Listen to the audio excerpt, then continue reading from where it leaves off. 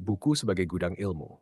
Sejak awal peradaban, manusia menulis untuk menyimpan pikiran. Dari goresan batu, lembaran daun, hingga buku yang kita baca hari ini, semua itu adalah jejak pengalaman dan pengetahuan manusia.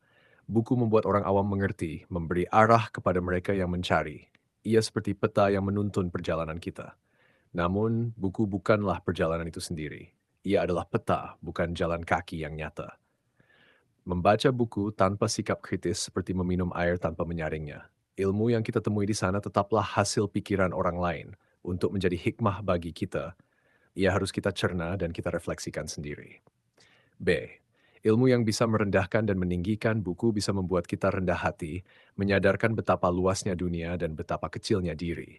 Tetapi buku juga bisa membuat kita tinggi hati bila kita menganggap jumlah bacaan sebagai ukuran kemuliaan diri. Banyak orang memanfaatkan ilmu untuk berdebat, bukan berdiskusi, untuk menindas, bukan mendidik.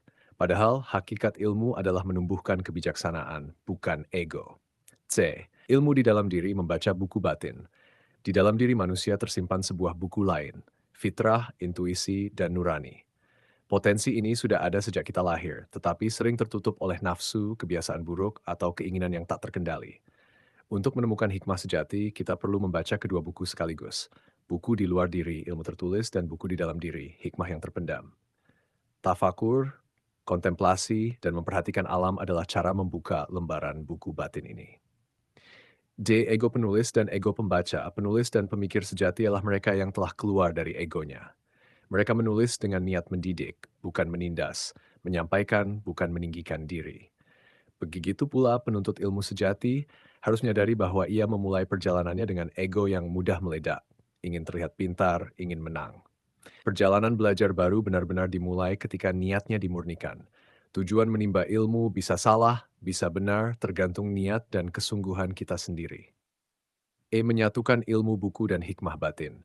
Perjalanan belajar yang utuh adalah perjalanan menyatukan dua sumber ilmu ini. Kita membaca buku di luar diri untuk memperluas wawasan, lalu merenung dan membaca buku di dalam diri untuk memurnikan hati.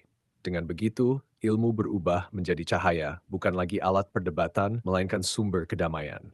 Kita menjadi pembelajar yang rendah hati, bukan hanya pembaca yang rakus informasi. Penutup bab buku hanyalah langkah awal. Ia menyediakan bahan bakar, tapi kita sendirilah yang menyalakan api pemahaman. Membaca buku di luar diri perlu diimbangi dengan membaca buku di dalam diri. Refleksi, tafakur, dan kesediaan memperbaiki niat. Baru disitulah ilmu berubah menjadi hikmah.